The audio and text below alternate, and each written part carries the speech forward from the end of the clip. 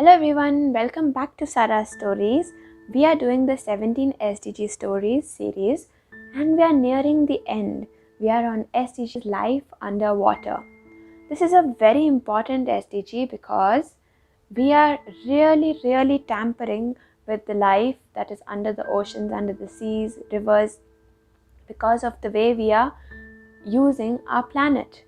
We have so many industries, so many chemicals, so many fertilizers that run off into the ocean and contaminate the waters. Now what happens is life under sea is threatened very badly. That doesn't only include the fish and mammals that live under the sea, but also the reefs and the corals and algae are dying out. So today's SDG is dedicated to life underwater. Once upon a time, there was a village by the sea, and that village was full of hunters, whale hunters. They used to find whales, kill them, eat them, and sell their blubber in the market. And that is how they earned their living. There was one boy in the village who hated this profession. He would often tell his father, "Father, I don't want to be a whale hunter. Can we not do this? I want to do something else." But the father said, "No, this is our profession and this has been going on since a long time. You have to do it." But Yuma, the boy, was just not interested. The father was very worried as to what will happen to him when he grows up. But Yuma showed no interest of going to the sea and hunting for whales.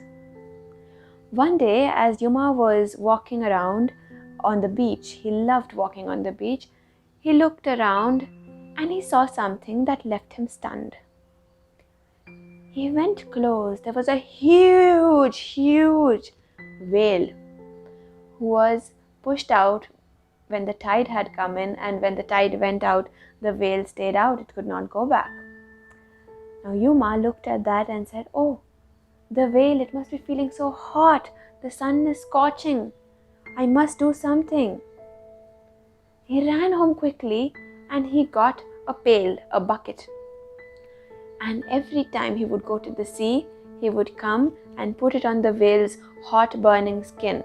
And once again he would go, he would pick it up and he would come and drop it on the whale. He decided to put 1,000 pails of water. The sea was a distance off and the whale had been stuck some distance away, and so when he would pick up the pail and go, he was already tired by the 240th bucket that he put. And he tried on and on and he collapsed. The rest of the villagers saw what was happening and they came running. And they said, "Hey, look what's happening. Yuma has fallen." And all the other villagers joined in to see what was Yuma doing. That is when Yuma's father, he led a lot of villagers and he got lots of buckets, and he said, "My son, you have done a brave task today. You wanted to put 1,000 pails of water on this whale. Don't worry, we all will help you." And all the villagers began to pick up pails of water from the sea and put it on the whale's burning skin.